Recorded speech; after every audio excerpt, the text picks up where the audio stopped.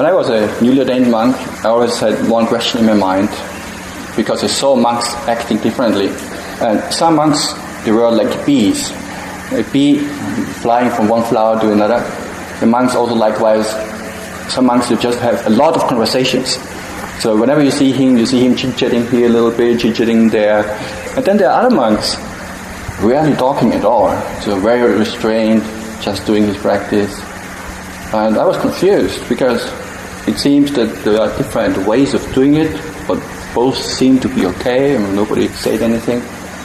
So I was wondering which is now the right way, or what's the right way to follow. And one time I came across a sutta in the Majjhima Nikaya, which is the Ariyadhammika, Majjhima 26. There at the beginning of the sutta there's a short passage where the monks are staying in a hermitage, and the Buddha is not yet there, the Buddha is coming. And as he's approaching in the evening, he hears there's some sound going on inside.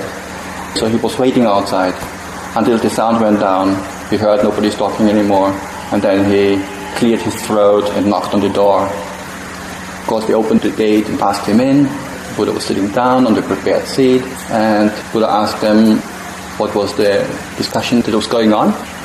And the monk said, we were having a discussion on the Dhamma. The Buddha said, sadhu, sadhu. Sadhus are very good. And then he said this very nice line. In Pali it goes like this. Sannipatitanang vo bhikkhave tvayang karaniyang dhammi va katha ariyo va tunhi bhavo. Monks, when you gather together, you should do either of two things. Either hold a discussion on the Dhamma, or maintain noble silence. So the Buddha didn't say you should always be silent, but he also didn't say you should have a lot of chit-chat and useless, pointless conversations. So he made it dependent on the topic. Discussion on the Dhamma is good. Even if you speak the whole night, also okay. But if it's just useless or pointless talk or trivial talk, then we rather try to avoid it. So that's the guideline. I found it very useful, and I thought, well, I could make that my guideline for the holy life. Try to take that as a standard. There's another discourse also in the Majjhima Nikaya. Some of you might know Venerable Anuruddha. He was living together usually with two companions, which were Venerable Nandya and Kimpila. So we find them in Upakilesa Sutta, Majjhima Nikaya 128, but then also in the Cūḻagosingasutta. He's always living together, it seems, with the same two monks. And at one time the Buddha was approaching them, and he wanted to find out how they're doing, whether they're faring well. And there's a very nice account mentioned here in the Cūḻagosingasutta, how they're living together actually. We'll read out a short passage from here. The Buddha said, I hope, Anuruddha, that you are all living in concord, with mutual appreciation, without disputing, blending like milk and water. That's a very famous passage, blending like milk and water. You mix them together in a glass, they just become one. It's not one on top, the other one below. Viewing each other with kindly eyes. So that's what they would ask.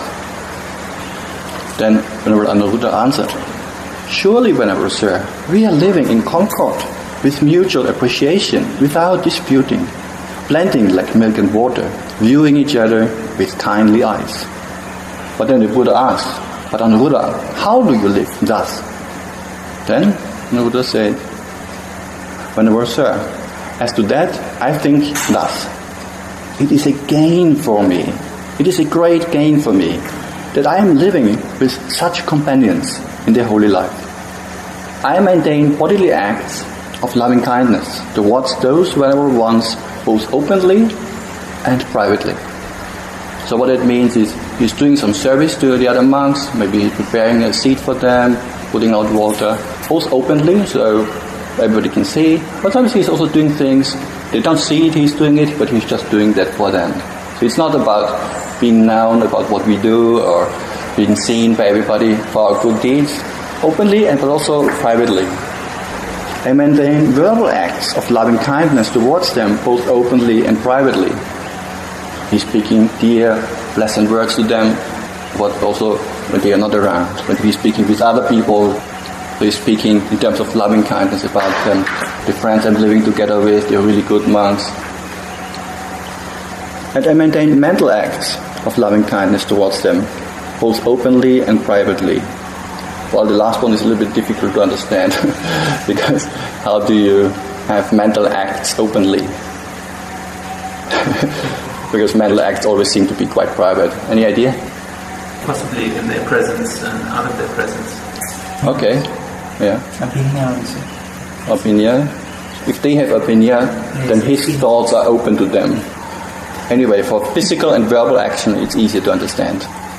And then he further says, I consider, why should I not set aside what I wish to do and do what these venerable ones wish to do?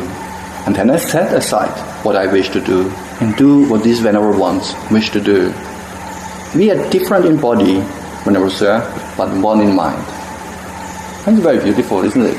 We are different in body, but one in mind. So there are three monks living together so harmoniously, blending like milk and water. And the senior one of them says, we are different in body, but one in mind. Very nice. And then Nandia and Venerable Kimbila also say the same thing.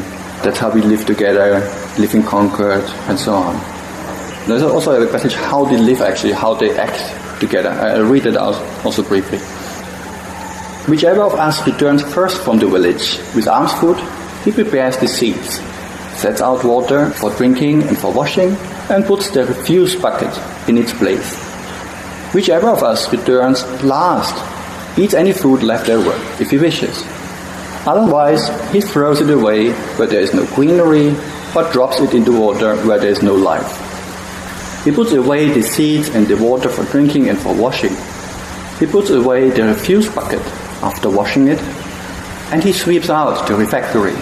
Whoever notices that the pots of water for drinking, washing, or the latrine are low or empty, he takes care of them.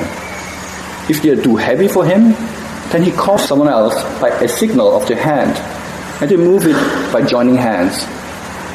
So when he needs some help because something is heavy, then he just shows, could you help me?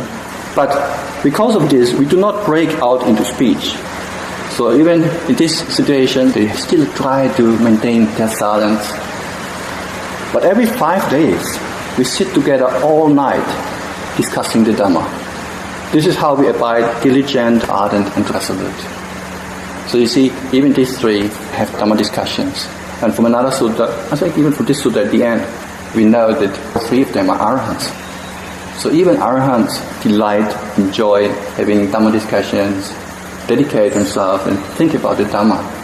Because sometimes people think, oh, it's a disturbance for our practice, or if I'm a meditator, I shouldn't read anything, I shouldn't think about the Dhamma.